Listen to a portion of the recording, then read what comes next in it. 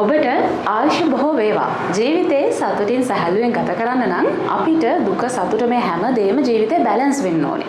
එහෙම කිව්වට ඔබ හිතන්න පුළුවන් දුක නම් ඕනේ නැහැ සතුට කොච්චර තිබුණත් කමක් නැහැ කියලා. එහෙම නේද? ඔව් සතුටින් ඉන්න අපි හැමෝම කැමතියි. හැබැයි ජීවිතේ අපේ මනසට හැම දෙයක්ම දරා ගන්න පුළුවන් ලෙවල් එකක් තියෙනවා. ප්‍රමාණයක් තියෙනවා. සතුට වුණත් ඕනකට වඩා වැඩි වුණොත් සමාජය ඔබෙන් ප්‍රශ්න කරන්න පුළුවන් ඔබ උමුතුවෙන්ද කියලා. මානසික සෞඛ්‍ය පිළිබඳව පසුගිය වීඩියෝවෙන් අපි ඔබත් එක්ක කතා කළේ මේ සමාජය තුළ බහුලවම දකින්න ලැබෙන රෝගයක් වන විෂාදය පිළිබඳව.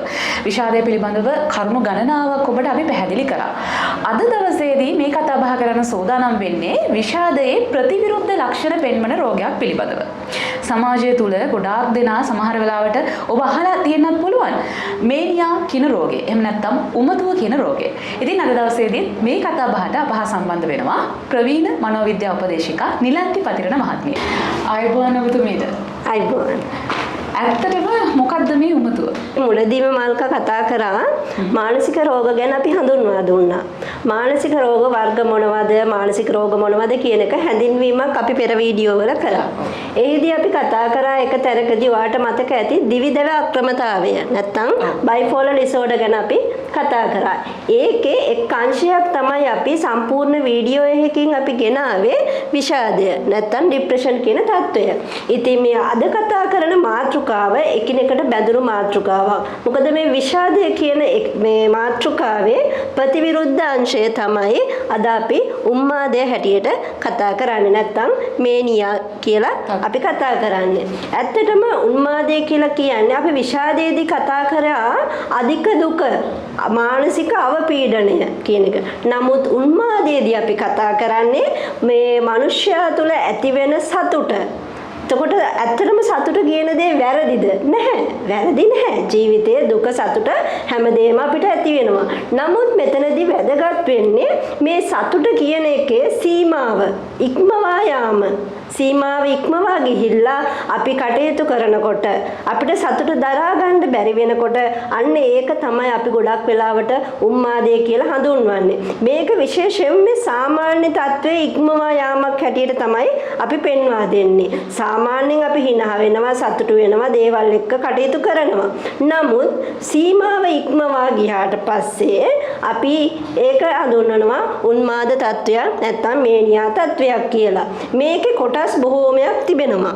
ඇත්තටම මේ කොටස් අපි වෙන වශයෙන් කතා කරමු වෙනම. මොකද මේක සතුට පමණක් නෙමෙයි. සතුට පමණක්ම නෙමෙයි. සමහරවිට ආත්ම විශ්වාසය, ආත්ම අභිමානය ඒව ගැන මහාන් තත්වයෙන් කතා කරනවා කියලා අපි සමහර තැන්වල කියන්නේ. දකින්න තියෙනවානේ. ඔව්.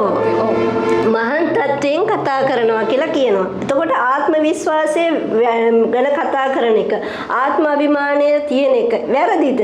නැහැ. වැරදි නැහැ. ඒ ගැන මහාන් තත්වයෙන් කතා කරනවා නම් අන්න එතන ගැටලුවක් තියෙනවා කියලා කියනවා. සාරාංශයක් විදිහට ගත්තොත් එහෙම අපිට කිසිම දෙයක බැලන්ස් එක නැත්තම් සමබරතාවය නැතුව අපි ඕව යනවා නැත්තම් ඒක ප්‍රමාණය ඉක්මවා සීමාව ඉක්මවා සතුටේ හෝ ඕනෑම දෙයක සීමාව ඉක්මවා යනවා නම් අන්න එතනදී අපි ඒකට උන්මාදය කියලා හඳුන්වනවා. දැන් ඔබතුමිය කියන ආකාරයට ඇත්තටම දැන් සතුට වෙනවා කියන එක වැරදි දෙයක් නෙවෙයිනේ. සහ ආත්මාභිමානය වගේ දේවලුත් වැරදි දේවල් නෙවෙයි. නමුත් ඕක ඉක්මවා ගියාම ඇති වෙන ගැටලුවක් නෙමෙයි දැන් මේ මානසික ප්‍රශ්න ගැන කතා කරන්නේ. දැන් සමාජය තුළ එහෙම පුද්ගලයෙක් ඉන්නවා නම් අපි කොහොමද ඇත්තටම එයාව හඳුනගන්නේ? ඔව් ඇත්තටම ඒක වැදගත් ප්‍රශ්නයක් මල්කා. මොකද උන්මාද තත්වය කියන එක මෙම රෝගී තත්වයෙන් පෙළෙන කෙනාට තමන්ව හඳුනා ගන්න තියෙන අවස්ථාව ගොඩක් අඩුයි. මොකද මෙම තත්වයේදී තමන්ගේ ලක්ෂණ හඳුනාගෙන තමන් විසින්ම වෛද්‍යවරයෙක් වෙත හෝ මනෝ උපදේශකවරයෙක් වෙත යන්න තියෙන ප්‍රවණතාවය ගොඩක් අඩුයි. ඇත්තටම අපත් සමග ඉන්න යම්කිසි රෝගී තත්ත්වයේ මේ රත්යෙන් පෙළෙන යම්කිසි කෙනෙක් ඉන්නවා නම් හඳුනා ගැනීමට ලක්ෂණ කීපයක් තිබෙනවා. එකක් තමයි ඔහු නිතරම තමන්ගේ ආත්ම අභිමානය ගැන ආත්ම විශ්වාසය ගැන අතිශෝක්තියෙන් කියවනවා නම් එයා ඕනවට වඩා ඒ ගැන කියවනවා නම් තමන්ගේ බලය ගැන තමන්ගේ මේ හැකියාවන් ගැන අතිශෝක්තියෙන් කියවනවා මෙයා හැම වෙලාවෙම. ඒ වගේම තමයි අපි හැමෝම එකම කරුණක් ගැන කතා කරනකොට ඒ කරුණ පිළිබඳව එයා සමහර වෙලාවට එයාගේ දැනුම සමහර වෙලාවට වැඩිපුර කියවනවා. නැත්තම් එයා එතන කැපී පෙනීමට උත්සාහ කරනවා සමහර වෙලාවට.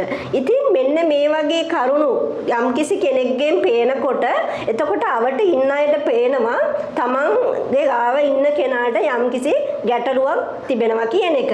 ඒ වගේම තමයි සිනහ වෙන්න ගත්තාම අපි හැමෝම ඕනෑම කරුණකදී හිනහ වෙනවා. නමුත් මෙයාගේ සිනහව කියන එක මෙයා සමහර වෙලාවට සීමාව ඉක්මවා යනවා. ඒක නවත්තන්න බැරි තැනකට එයා ගෙනියනවා. ඒ වගේම තමයි සමහර අවස්ථාවල ඒ සිනහ වෙය යුතු නොවිය යුතු තැන්වලත් එයා ඒක සිනහවට කරුණක් කරගන්න. නොගැලපෙන තැන්වලත් එයා සමහර දේවල් මතක් කර කර හිනහ වෙන්න පටන් ගන්නවා. සිනහ වෙනකොට එයාගේ ශරීරයේ සමහරට ඉරියව් සමහරවට එයා මේ කරන ක්‍රියාකාරකම් සමහරවට හරි අමුතු විදියට අනිත් අයට පෙනෙන්න ගන්නවා. ඉතින් මෙහෙම තත්ත්වයක ඉන්නකොට අපිට හඳුනා ගන්න පුළුවන් මෙයා ඇත්තටම අපිට වඩා යම්කිසි තත්ත්වයකින් වෙනස් ස්වරූපයක් දරනවා කියන එක.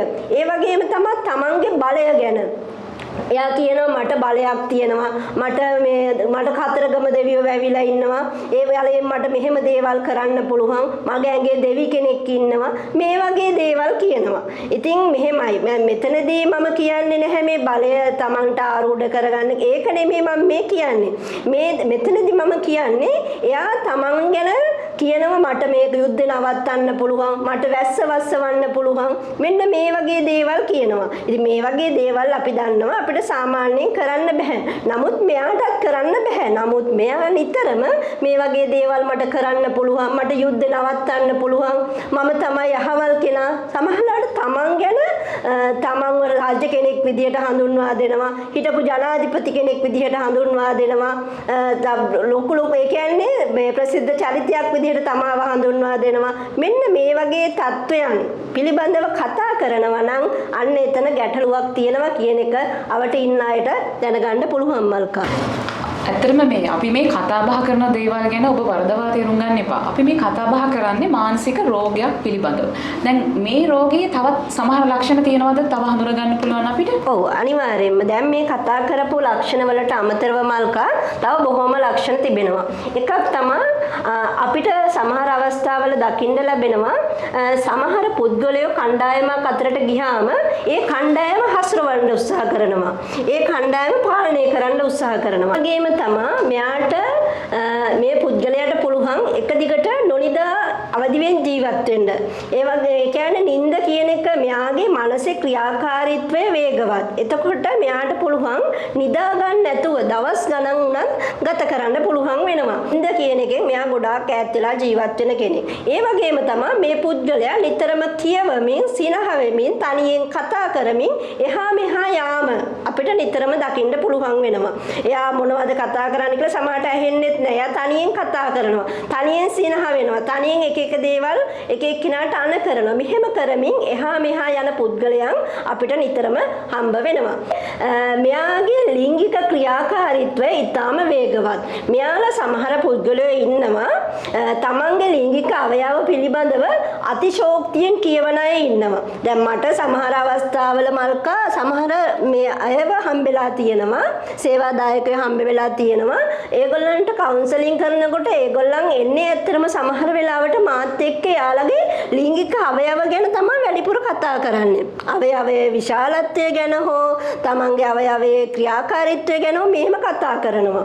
එහෙම වුණාම එතකොට ඇත්තම තත්වය ඒක නෙමෙයි. එයා කියනවා මට මෙච්චර දේවල් කරන්න පුළුවන් මට මම මෙච්චර කාන්තාව ආශ්‍රය කරලා තියෙනවා මම මෙහෙමයි කියලා. ඒ කියන්නේ තමන්ගේ ලිංගික ක්‍රියාකාරීත්වය පිළිබඳව මෙයා වැඩිපුර අතිශෝක්තියෙන් කියන සමහර විට ඇත්තටම හොයලා බැලුවොත් මෙයා මෙහෙම ලිංගික ක්‍රියාකාරකම් වල යෙදිලත් නැහැ. මෙයාගේ අවයවවල සාමාන්‍යතාවයට වඩා මෙයා අසාමාන්‍යතාවයක් සිතේ මවාගෙන ඒ ගැන බොහොමයක් කතා කරන අවස්ථා තියෙනවා.